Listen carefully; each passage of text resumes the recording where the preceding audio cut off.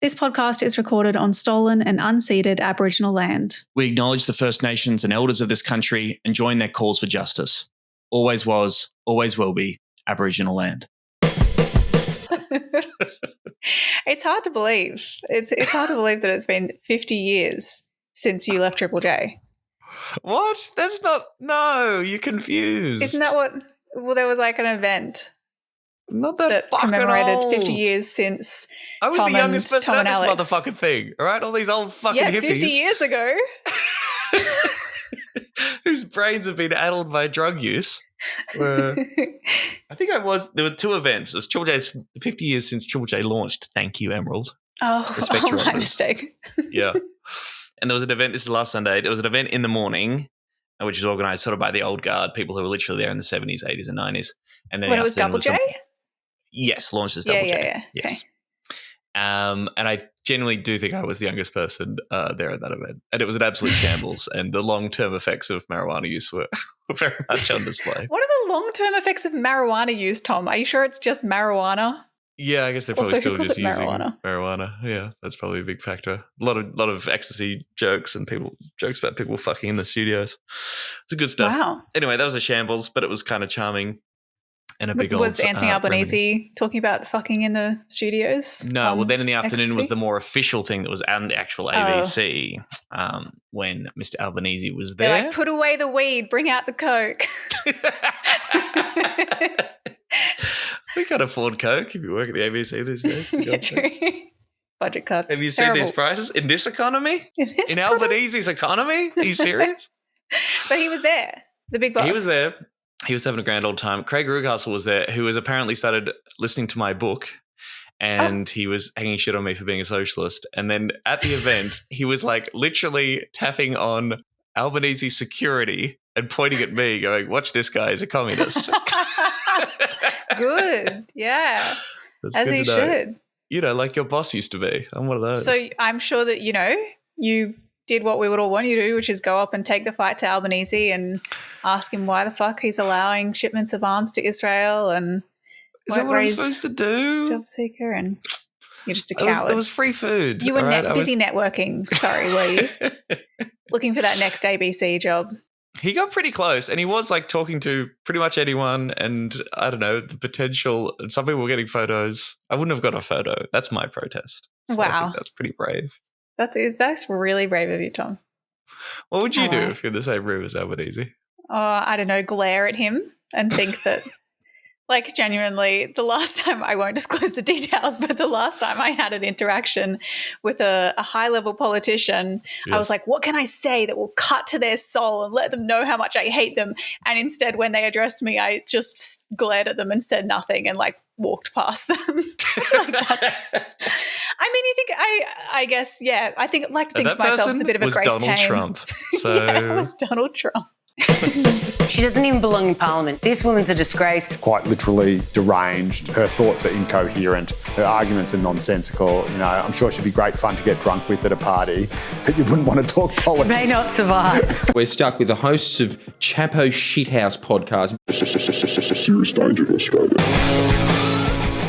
Happy 50th anniversary to Serious Danger, the podcast about green politics in Australia. Not an official Greens Party podcast, produced by Michael the Griff Griffin. Give it up for the Griff, everyone.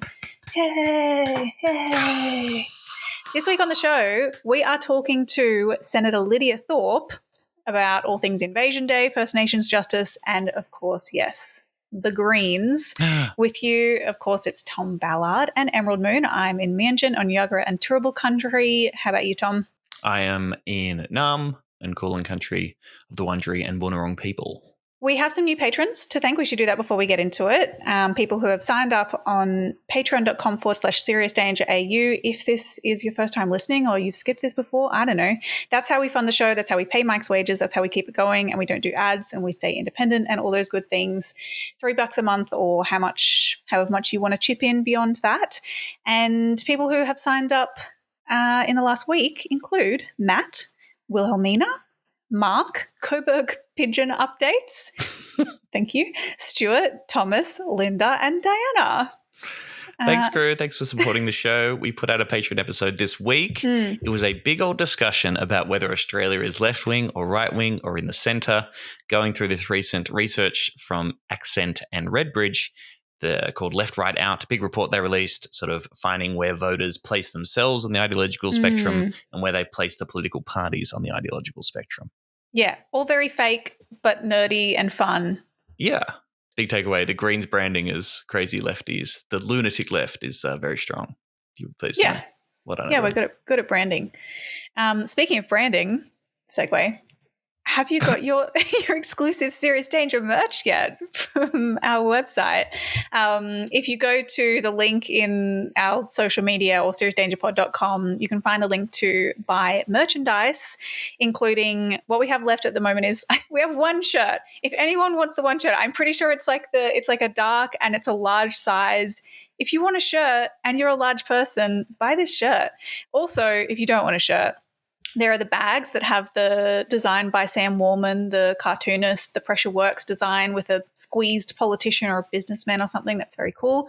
We have those in stickers as well that can fit on like your water bottle or your phone or whatever. And we have the Serious Danger stickers and the Join the Greens political party stickers, of course, which I've noticed have been doing well. They're like bumper stickers, nice high quality. Thank you to everyone who has ordered some.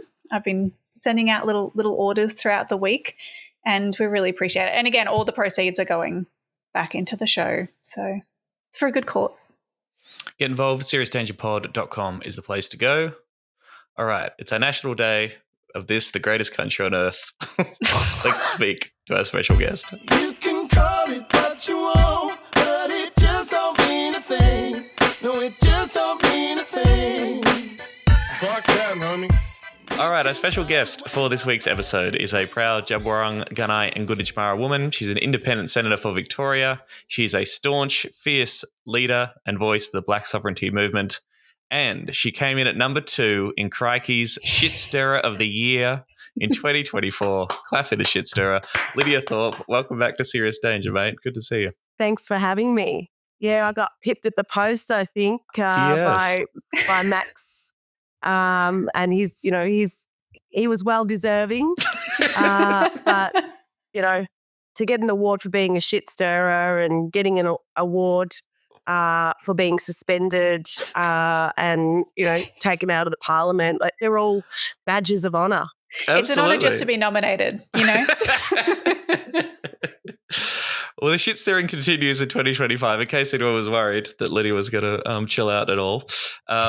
Including earlier this week, you chatted to comrades in Green Left Weekly. You were asked about Peter Dutton's Trumpian tactics. You said Peter Dutton is a racist. Dutton is a violent person. You called him out for his history as a Queensland cop. Dutton responded by saying that Thorpe shouldn't be in the Senate. She's not stable enough to be a member of the Australian Parliament, and I think people recognise that through her actions, and her model is to attract the attention of the lunatic left, and she does that. We are the lunatic left. You have our attention. Thank you so much. I love the lunatic left. Fucking oath. Anything else you want to say to Mr. Dutton there? We keep this war going back and forward? Yeah. Well, what I said to the Courier Mail yesterday was, who's Peter Dutton? I don't care what he says about me. It doesn't sway me one way or another. And for him to say that I shouldn't be there, that's not his decision. So it means nothing to me. Yeah.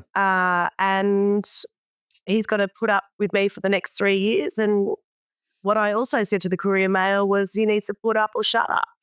I mean, everybody knows that not only the feedback I've got from Aboriginal people in Queensland who were victims of that person, but the racism that comes out of his mouth and the violence that he perpetrates through his messaging in this country is an issue. So, look at it whatever way you like. Violence is an issue when it comes to leadership in this country. Well, I know Peter listens to Serious Danger, so he'll be devastated to hear that, but good on you for saying it. We're recording this on Friday, on the 24th of January. It's going to be coming out on the 26th, on Invasion Day, of course. What are your plans? What are you up to on January 26th this year, Lydia? Well, I'm heading to Orange. I've been invited by the Wiradjuri Nation who are also, part of the sovereignty movement. And I've been invited by elders and young people to have yarns, but also to march with the people, the blackfellas there. I've not kind of gone to a town like that. I've always stuck to the Melbourne rally, but this year being invited to good staunch mob like that, I'm really honoured and I'm looking forward to it. That's a shame. That means you won't be attending the pro-Australia Day protest that is apparently being organised by the far right at the Melbourne Open. Have you followed any of this bullshit? Apparently less than 100 people are turning out. 30,000 expected for the Invasion Day rally at Naarm to call out this racist holiday for what it is and a call for First Nations justice. Less than 100 people apparently are going to go to the men's final at Melbourne Park and cause trouble there. I don't know what their fucking thinking is there. Have you followed much of this? Well, that's a shame, and that's a real shame. And good on those 100 people, repping the racists in this country. But how dare they disrespect, the sport that we love as well? We've been protesting for however long. We've never disrupted the tennis. We've always been respectful, and that's the difference between them and us. They'll go to the gutter level to get a headline or try and disrupt with 100 people. It's just they're getting smaller and smaller, I think. A few Nazis that I've got in the courts, they're being chucked out of the Nazi clans, and there's a few more to come. The irony, yes, the all the things that side of politics accuses the left of and accuses, First Nations activists of as well, of being disruptive and unreasonable and, wanting to ruin ordinary people's day or having internal division. Turns out. This is it. Okay, so even just on a pure political basis, I have no idea what they're thinking going after I don't know. The men's final of the Australian Open. That's a very normie mainstream event. I guess if they're being pro-Australia Day, I don't know what the hell they're thinking. Who knows? Let's not bother about trying to get in their brains. It's a bit of a mirror on what this country's about. I suppose if they get international headlines showing how racist they really are, then that's probably a good thing that the world sees what we have to deal with in this country. Good luck to it. Good luck to them. We won't hear them. With 100 people, men's final won't hear them either. That's a good point. I'd be interested in your thoughts. I mean, obviously the culture war debate happens every single year. It started in earnest. It started in early December last year. It gets earlier and earlier every year with that kind of big story about the pub chain that said they were banning Australia Day. They weren't actually doing that. And then they backflipped on that anyway. These same kind of culture war posturing is bubbling along. Dutton's out there talking about if he gets elected, they'll display only one flag, must be one nation under one flag and all that bullshit. What's your thoughts on the general national mood towards Australia Day, Invasion Day, January 26th? Where do you think people are at with it? Look, I don't think much has changed really in 230, 40 years. We're still dealing with a racist colony that perpetrates the violence against us every day. And so leading up to Jan 26 for our people is just a really difficult time. It's very stressful. Everyone's heightened by the racism that we have to be prepared for. When I was driving to New South Wales to Wreck Bay from Melbourne, I passed a four-wheel drive with two massive Australia Day flags on the back of the ute. And it reminded me of what I saw with Trump. I thought, wow, this is getting worse. It's been a long time since I've seen something like that. So I think racism is peaking in this country. And Dutton is at the helm of that peak, and Pauline and others. We need strong leadership from particularly Albo right now to call it out, but he's not going to do that. He's racing to the bottom just as much as Dutton is. So I think it's not getting better, it's getting worse. And that we as people in this country have to come together, all the movements have to come together and start calling it out, start taking it on.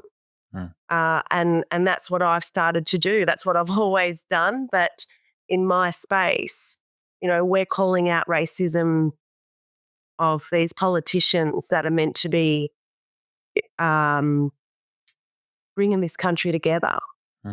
Showing some leadership. I think they're scared, they're really scared of this truth-telling exercise. They're scared of a treaty. They're scared of what I did to the king. It's really upset a lot of people in this country. So we have to tackle this. We see what's happening with Palestine. We see what's happening to anybody who's not white in this country. It's ongoing and it's getting worse, and we just need to mobilise and get rid of it. Yeah, well, it's sort of the way it was worked out in that, of course, January 26th is on a Sunday this year, and at least in Naarm, the pro-Palestine rally has been folded into, the Invasion Day action, which is great to see, and that solidarity that's been there from the get-go is awesome and great to see, and we'll see those two movements. And I'm sure, both will be getting a massive shout out on Sunday. It's sort of hard to get a read on where the polling is at, right? Like we get new polls every year around this, and a lot of them are bullshit, particularly when they come from the Institute of Public Affairs. They put one out last week that said support for celebrating Australia Day on January 26th was at 69%. Nice. Up from 63% last year. They said there was a 10% increase among 18 to 24-year-olds in keeping Australia Day on January 26th. We can dismiss that pretty quickly, I think, that the APA have got their own sort of agendas. Meanwhile, if you look at something that's got a bit more credibility, like the Deakin Contemporary History Survey over the past couple of years, it's done the survey, weighted statistically. It says when it comes to the phrase, we should not celebrate Australia Day on the 26th of January, 58% disagree, 41% agree. That includes more than half of 18 to 34-year-olds. So young people definitely much more open to the idea of changing. I don't know. Can we say still not majority support for not celebrating Australia Day on the 26th. The changing, abolishing, in that debate. There was an Australia Talks survey, that big ABC survey from a couple of years ago that I think had like a 50-50 split, and that's kind of the highest I've seen in a major survey. So, and we'll get to more substantive issues in a moment. But can we say this campaign to challenge the idea of this day is winning? Are we sort of staying where we are, plateauing at the moment? How's it going? Well, look, I think it is winning. I think that people are scared to lose a public holiday. They're scared to lose a party day. They can catch up with their mates and put a shrimp on the barbie. They're scared of losing something. And the way it's being communicated to people is that they'll lose something. Now, you take something away from the Aussies and, all hell breaks loose, especially a public holiday and a barbie and a beer. So we have to communicate it better in a way that you're not going to lose a public holiday. It's a day of mourning. It's a day that we can acknowledge what's happened in this country. You'll still get your public holiday. We can move a public holiday somewhere else, but let's acknowledge that a genocide has happened and still happens on January 26. But that's not what, that's not palliative to this nation, because that's truth-telling. And people are scared of that truth, as I said. I think that Jan 26 will always be controversial. We can't move the date to another day if we don't deal with what Jan 26 represents. So simply saying, let's celebrate Australia Day on Mate Day, May 8. My birthday, by the way, so I wouldn't mind a public holiday, but maybe once we've sorted out the whole, unfinished business. Love it. Once we get to that. We can't move the problem somewhere else. We've got to deal with the problem. So once we deal with the problem, then we can have a day that we can all celebrate, because we'll be pretty happy about that too. And that's the communication we need to get out there. Yeah. Well, speaking of, on the more substantive things, and I think it's worth acknowledging that at these Invasion Day rallies, of course, people aren't just talking about changing the date, they're talking about the shit that really matters, the massive issues facing First Nations people and Black folks in this country. What are your main priorities when it comes to the fight for First Nations justice, Black sovereignty this year? What's sort of top of your agenda at the moment? Well, my agenda hasn't changed. We want an end to the war against our people. We want a treaty that's internationally scrutinised, not these, state by state treaties where the government are dictating to us how we set up and what, who can be involved and what legislation can't be touched through a treaty process. We need one that's internationally scrutinised from sovereign to sovereign. If they say they're sovereign, well, we are sovereign. A treaty is between two sovereigns. So it's not with Albo or Dutton. It's with the Crown. The Crown says that they are sovereign. So come treaty with us. We want the end to deaths in custody. We're seeing those numbers spike. Child removal still spiking in numbers. Suicides is out of control. We want the end to this war, and that they are all symptoms of genocide. That's the ongoing genocide that we face, and we want that's got to end. So my priorities, my agenda, I've always been here to get justice in those areas, and I won't give up until I do. There are many other things that I'm doing as well. I'm obviously running the PFAS inquiry, looking at the chemicals in our water, the drinking water right across this country. We know that Sydney is contaminated. Come from Wreck Bay, where there is a cancer cluster within an Aboriginal community that don't have any support. They have a doctor that comes in once a fortnight, and they have all of these rare cancers from children to elders. So I'll continue with that PFAS inquiry and take on the government to implement what comes from that inquiry. And I've got 3 genocide bills in the parliament, which I wasn't able to put to the floor because I was suspended that day. So Sister Fatima put those forward, and those 3 genocide bills are about basically stopping arms going to countries that are committing war crimes. Yeah, I was interested in that. I mean, one of the bills particularly limiting the Attorney General's ability to stop people bringing cases in regards to genocide in this country, which is like a handy little power they have to sort of stop anyone raising the question of whether a genocide happened in this country or is indeed ongoing to this day. Yeah, that's right. And that's called the AG's Fiat, and they have that in Canada, right, New Zealand, all the colonised countries, because it's their way of protecting their own arse, basically. Yeah. Just going back to, you mentioned, you've had your critiques over the years about the truth-telling processes or the treaty processes we're seeing at the state level around the country. I mean, obviously the voice referendum fails. Many would argue that set back things a lot. Do you have much hope for any of those processes that are taking place at a state level? Seems like some justice or truth-telling moments that are coming out of that could be encouraging. Do you see much hope in any of those processes that are taking place at the moment? Absolutely, I do. I mean, as Chelsea Wattago says, fuck hope, but I do have some kind of hope that the work that has happened, the stories that have been told, the apologies that have been made from the police and from the Premier and other ministers is used as a way to get justice, and also used as a mechanism to take that throughout the country and nationally, so that the whole country can hear these truths. I mean, we know that this country has an identity crisis, doesn't know who it is, doesn't know whether it's the shrimp on the barbie or the oldest continuing living culture on the planet. So truth-telling will help this nation find out who it really is. And that's when we heal. That's when we unite.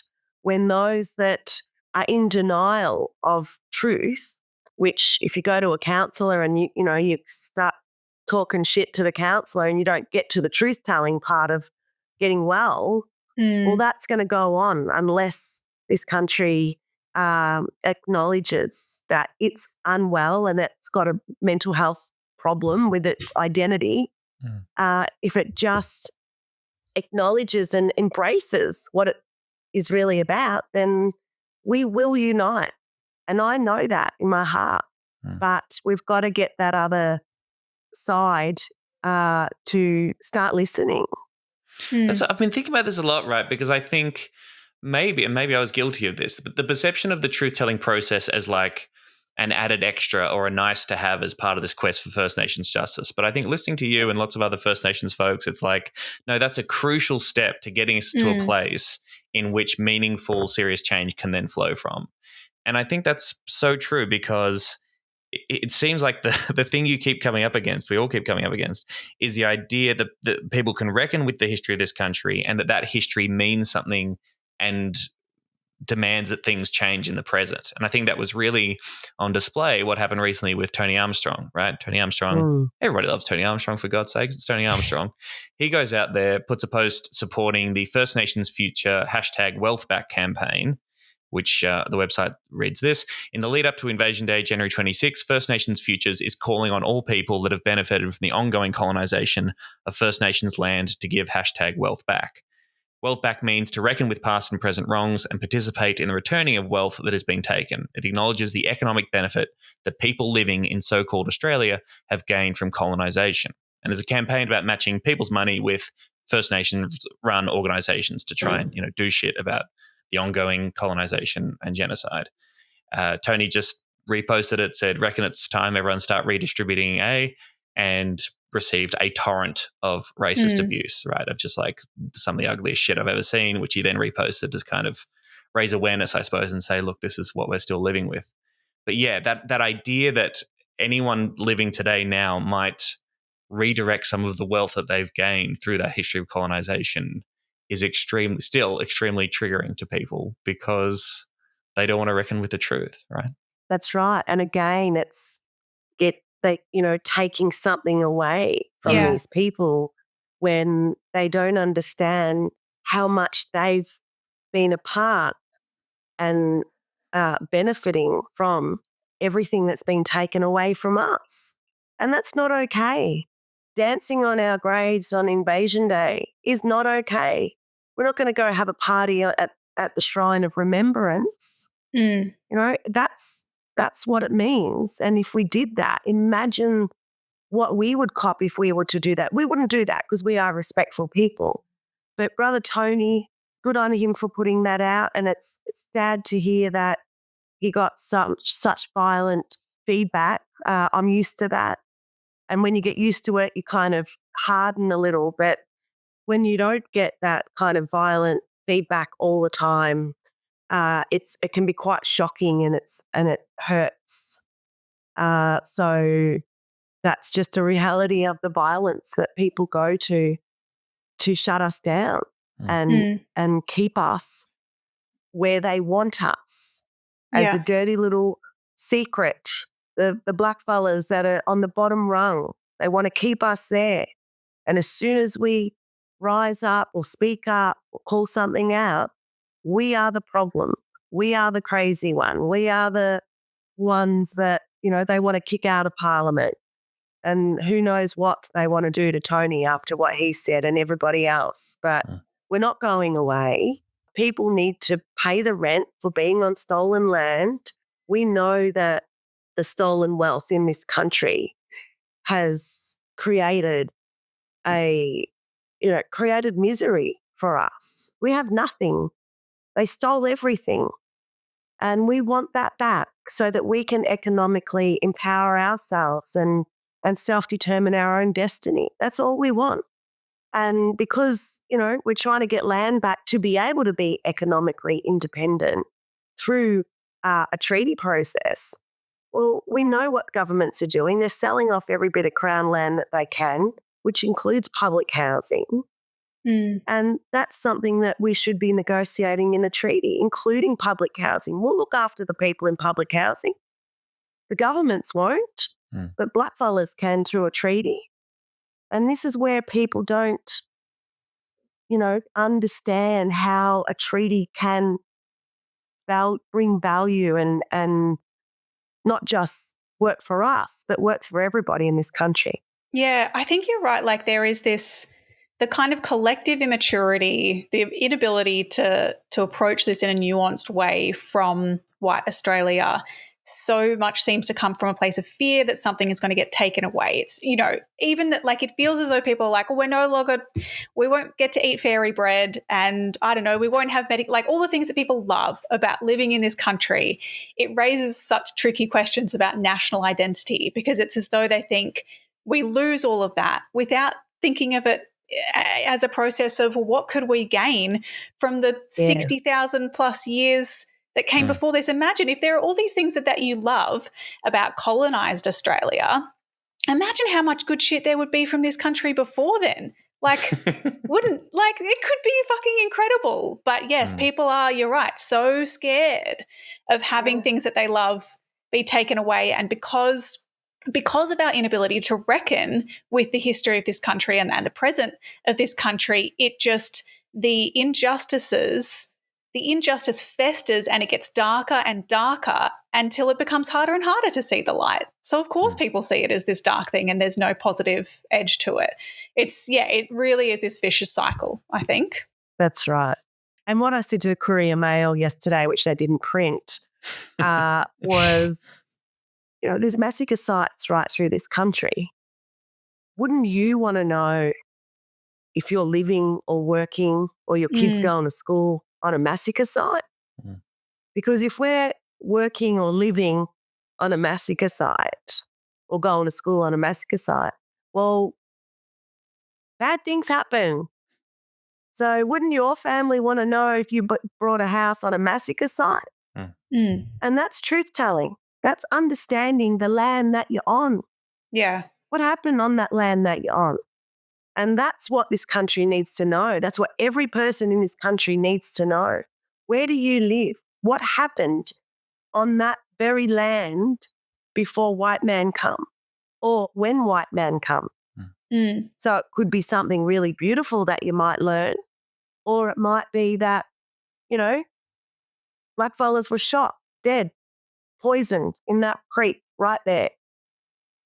That's the truth-telling that I think this country should be open to so that they can keep their families safe and know what they're dealing with every day. Yeah. Well, we'll do a gear shift because we want to get into some of the, Ozpol side of things, get into your experience since leaving the Greens back in 2023. We had you on the podcast back when you were a Green senator, you're now an independent senator. I know when you first left the Greens, there was all this speculation. People were really trying to get at whether you were going to form a new political party. And you kind of said, well, it'll look like what it looks like. I'm here to represent the Black sovereignty movement. What are your feelings now on starting a party, your own party? Look, there's serious discussions being had amongst the Black sovereign movement. That's because the support, just the feedback from Black sovereigns around the nation is that they want to run. They want to run for politics. They want to step up and go into this space. And what am I going to do about it? How can I help? So I'm just overwhelmed by the amount of people that, particularly young people, who just want to get into that place and fight for the same things that I've been fighting for. So those discussions are happening. They're, as I said, they're very serious. I'm being pushed to make some decisions. So that will no doubt come out at some point once we've had our meetings and process around what that looks like. But yeah, we're seriously considering that. We need a seat in there. We need many seats in there to hold that place accountable. And I I've always spoken about dedicated seats like the New Zealand Parliament have. If we did that in every state and territory, we could be balance of power, black sovereigns. And I think that's what we should be looking at as a nation is those dedicated seats. That's the real voice with power, and the movement's building. And it's very exciting. What is it? Yeah, I mean, you say you're like, yes, there's lots of, it's a lot. It's you basically at the moment. You are this one person who's actually in the place. And I'm sure you've got a huge movement and all these people who are coming to you and trying to, trying to give you guidance and also trying to ensure that their needs and wishes and everything are represented through you, this one person in Parliament. I'm curious how that works without, parties have their structures and their processes for consulting, and whether they always work or not is another question. But what does that look like on a day-to-day basis, you getting input from, consulting with, taking the lead from Black sovereigns? It's a very busy day-to-day process. And, being in the room yesterday with, hundreds of staunch activists, they were all there. So it's yarns, it's ongoing yarns. It's no different to my whole life of yarns. It's no different to seeking advice and guidance from my old people, but also young people, and saying, where should we go? What do we do next? And I've been doing that since I was a kid around the kitchen table with my family. So doing this every day it's kind of not my job. It's not my job. It's my just responsibility. It's my life. And that's how I've operated. Yeah. I'm guided. Yeah. It's, I think as well about, because yes, you've got this whole movement of people now that you're consulting with. You used to be in the Greens. When you are going to Parliament now as an independent, I mean, you left the Greens. It wasn't exactly it was a mutual decision breakup kind of vibe, but it feels a bit like a staying friends post breakup. Is that kind of the energy in Parliament? Well, look, they really pissed me off and they really hurt me. They white-anted me. In fact, that's what Foley said to Adam Bant, because I took Gary Foley into the meeting with me because I had to do something. But they're too important, I don't want to demonize them anymore. I don't want to bring them down. They're too important to have in this country. I'd rather use my energy on Labor and Liberal and the racists out there rather than the Greens party. The Greens, there's a lot of excellent, beautiful people in the Greens that I maintain a very good friendship with. I think half my staff might still be members. Who knows? But that's okay. I know some of my staff still volunteer, and that's okay. I spent the last few days with Pete Wish-Wilson. We're yarning and sitting next to each other and helping each other ask the questions for the PFAS inquiry. So, yes, I want to be friends. There's certain people that I will not give my time to because they were part of the problem when part of my reason for leaving. But there's incredible people in that party, and there's a few really good senators too. Do you have any regrets at all about how that all kind of played out? Is there a different way things could have gone? Do you think that reckoning with the party's approach to the voice referendum could have gone another way, or was it always going to go that way? How do you feel about that period now? Well, it wasn't. That was the final straw. Right. It was the bullying and the other stuff that was happening prior to that, and undermining. I don't like that. And, trying to pit blackfellas against blackfellas, that's not good. And now I see the Black Greens are being asked to form their own party and to leave the Greens. I'm saddened by that. You know, I went to the first National Greens conference not as a member, but just to suss it out with Alex Batal, who she's the reason I joined the Greens, Alex Batal. And look what happened to her as a strong, you know, woman of colour. But I was asked by an elder who was a member of the Greens, who ran for the Greens in the Northern Territory, he realised who I was. He said, "Oh, you're Alma's granddaughter. You look like Alma." And I said, "Yeah." And he gave me the pen and the paper and he said, "Well, you can set this up." I'm like, "I'm not even a member." He's like, "Nah, here you go. You set it up." So I did. And I became a member and I set it up with the help of others. And to see now in 2025 that, it's going. Yeah, well, I wanted to ask you about this. So this is for folks who are listening who might not be across this, the Australian Greens First Nations Network, aka the Blak Greens. There was then a review of it by this organisation, Murray Matters, did this external review of the Blak Greens and said that they, quote, failed First Nations members of the party. It says that they gave inconsistent and contradictory advice on the referendum and said basically that, and also things like they weren't adequately resourced and set up by the party to be a success, and that it should effectively be dismantled and then rebuilt from the ground up. So remade with a new governance structure, new elected members of the executive, etc. I'm curious, you know, is there some truth in there? Like, could it have been set up? Could it have worked better? Is there any way that a Blak Greens could work within this establishment, majority white electoral project of the Greens? I thought it could. I thought it could. That I don't think that's possible anymore, to be honest. The feedback that I'm getting from our people who are still involved, they're hurting and they're really disappointed with the Greens. They love the Greens, but they're just so heartbroken by how they've been treated in this process.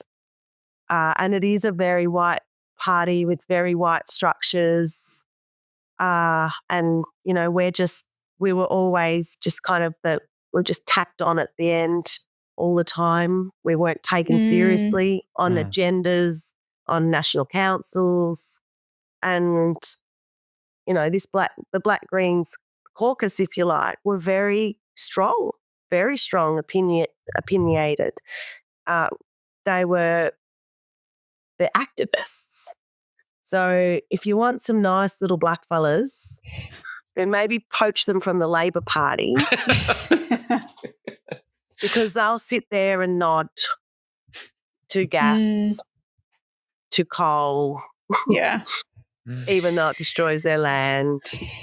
You're not going to get that with black activist style approaches. You're going to get feisty black fellas that say, no, this is how it should be. You know, don't tell us to be vegan when we've been eating meat for thousands of generations.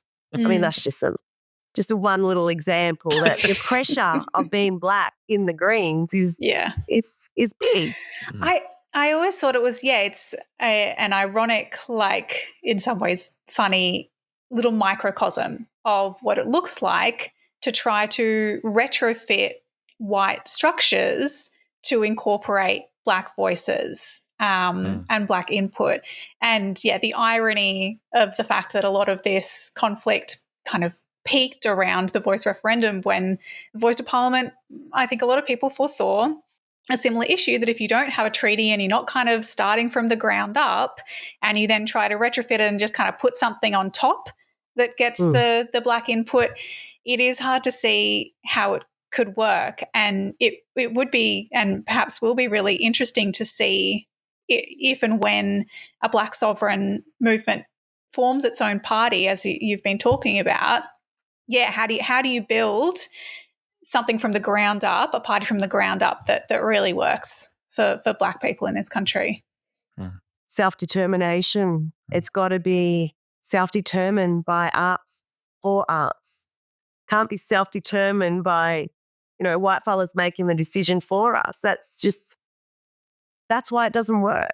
If we don't have real self-determination, then the processes will never work, and they don't. And building a movement from the ground up through self-determination, you guarantee for success, because everybody gets to self-determine which way they want to go, what their destiny is. And Black sovereign movement have the same self-determining ideals. And so you've got another 3 years of your term in the Senate, and you've been pretty open, as I understand it, that that's it for you. You're not planning to run again. You want to kind of hand the reins to someone that can, to you. I think I saw you say in an interview maybe with Junkie about handing the reins ideally to a young Black sovereign activist, a new person to carry the torch. Do you have, I know you mean, is your ideal almost to be able to do a bit of succession planning and hand over, or how do you see that happening? Absolutely. I think politicians should be in Parliament no longer than a decade. I think if you've been there over a decade, it's time to move on. And you need to give it to our younger generation. It's, these old crusty pollies that have been there forever, stale ideas. It's not their future. It's young people's future. So absolutely, I've got a whole plan on what that's going to look like. And that's also what I'm consulting the Black sovereign movement about. And I can give you some clues. If you look at Koori Education Centre, which was back in the 80s, Koori College back in the 80s, the Koori Information Centre back in the late 70s, 80s, I'm going to mash all of that together. And because that's my upbringing when I was a little kid. And it worked for all of our grassroots activists in Victoria particularly. So that's my plan, is to mash that together and have a process that I will continue to mentor, support anyone who wants to run in this space, and in any other leadership space for that matter. I'm just imagining a school, like a classroom, and they just play videos of you yelling at the king, being like, all right, now this is what we're going for. This is what we want. Everyone in training. Okay, It'll be fucking sick. All together now. But I will run again just to see if I can get that seat back. Oh, right. And then I'll hand it over. Gotcha. Yeah, okay. Interesting. Okay. Yeah. Nice. Because if I leave, then I don't want to jeopardize that seat for that person that I go through a process with, and I'm guessing that I'm going to have probably 100 people hopefully to come and apply for that seat, because we've just got incredible talent amongst our younger generation, and they should be in that place. If you're an independent senator, so like if a Green senator retires, normally with that 6 months out from the election, they step down and someone else steps in, like someone else from the ticket, like Steph Hodgins may have recently. Usually another white person. Somebody, sure. So as an independent senator, are you able to nominate anybody that you like to take over your place as a senator for that period while it expires? Yeah. Okay. Right. Interesting. No, I have to run again to keep that seat. Sure. So if I was to give it up, I have to be a party. Yeah. Basically. Yeah. So you would have had to run a ticket, and then the second on your ticket. And the second on the ticket would then take over. Gotcha. Okay. Interesting. All right. Well, there you go. Is that a Lydia Thorpe exclusive? You are running again in 2028? Well, we've got a long time. We've got to get there first, But that's the thinking. My media person isn't going to be happy about that I've said this. But I have to do it. I have a responsibility to maintain a Black sovereign voice in that parliament to keep them accountable, to hold them all accountable, including the Greens. So it's too important. And I was a bit selfish and thinking of myself saying, oh, that's it, I'm going, I need Fuck a rest. this shit, I'm out. But I have to do the work to bring someone else in. As you always have. As you say, that's been your whole life pretty much. It seems, my understanding is you were raised to do this. And yes, so not so easy maybe to just walk away then because it's you. That's right. And it's our people, and it's the fight that doesn't happen in that place because people are too frightened or they're just towing party lines. Maybe last question before we wrap it up. Lydia, of course, election this year. Again, you are not up for election. Your predictions, thoughts, feelings about how you think 2025 Oz votes is going to play out. Do you think Dutton's heading for the Lodge or how do you think it's going to work? I'm worried about Dutton. I mean, Albanese's been such a disappointment. He's let so many people down in this country. Yeah, so I'm worried. I'm worried that there might be a change of government and, with Trump, I just think that emboldens the racists and, I just hope that we've got balance of power so that we have a say in what gets passed. Yeah. Are you going to be campaigning or encouraging people to vote in any particular way, even though you're not? I'm encouraging independents, progressive independents and Greens. Cool. Yes. We have to keep that strong progressive crossbench because we do have a lot of say and a lot of power when we have a good crossbench. Yeah. Yeah. So we should see a few of the racists leave as well. I mean, the right-wing senators, so ones that were kicked out of the Liberal Party. Yeah. I'm not going to name them. Google that. But I know one of them's up and hopefully he's out. Slow Is our good process friend of attrition. Pauline up? Is she up this time around or no? She's still sticking around with you, Lydia. I'm not sure. She's like a plastic mold that's molded to that seat. Like I feel like she was up for election last time, wasn't she? Last time. Okay, I'm right. not Well, she sure. assumed office in 2016 and so, yes, got re-elected in 2022. So she's safe. Relax, everyone. Pauline's safe for now. Is molded to that seat. It's like we need this person in this country. Like it's our white Australia policy. Oh, God. Ugh. Maybe that's how we'll get dedicated First Nation seats in Parliament. They were like, all right, but we need dedicated We've racist got the seats as Pauline well. Hanson seats and then dedicated. That's right. That'd be the centrist approach. Maybe that's what we'll end up getting from Labor. Both sides. Well, Angela Mollard is a royal commentator in Sydney and told us more about Senator Lidia Thorpe. Lydia Slater is a renowned, controversial politician in Australia. She's been involved in multiple skirmishes and she fights, hard on behalf of Indigenous rights in this country. Whether or not she represents the thoughts and feelings of people on the street, I wouldn't say she does. She's renowned for this, as I say, behaviour. I think there'll be a lot of Australians that are very disappointed about this today because, of course, this was the day when our state and territory leaders were supposed to meet with the King and they haven't done that. So I think if you were to take the feeling on the street, people would be very disappointed by Senator Thorpe's behaviour.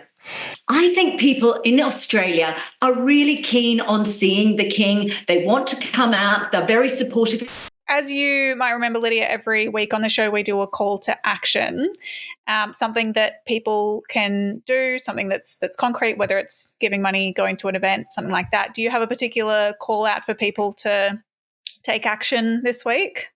Yeah, well, go to the rallies, go to the dawn services. A dawn service is an incredible morning in more ways than one, but it's truth-telling. And the feedback that I always had from the dawn service particularly was it was a place where a lot of people with disabilities could go without the big crowd of the rally and the loudness of the rally. And I had emails after emails from parents and people with disabilities saying, this is the way we can be a part of this day. And then, and and go home after that. So it's a really accessible environment for a lot of people, and pay the rent. I mean, there's so many places that we could be paying the rent to. The Wreck Bay mob, they need water tanks. They're drinking PFAS water. They're bathing in PFAS water. So I'm thinking of, even running a campaign to get 40 water tanks on their homes so that they can have clean water.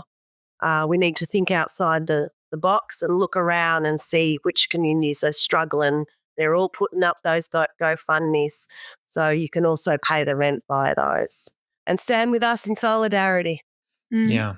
We'll put the link in the show notes as well for that First Nations Futures Wealth Back campaign that we were talking about that Tony Armstrong had shared, and also a note for mob, particularly on 26th of January, that Lifeline has a First Nations crisis support line, 13 yarn or 139276. It's 24 hours, 7 days a week. You can call and talk to a First Nations crisis support worker, particularly with things that might be coming up around Invasion Day.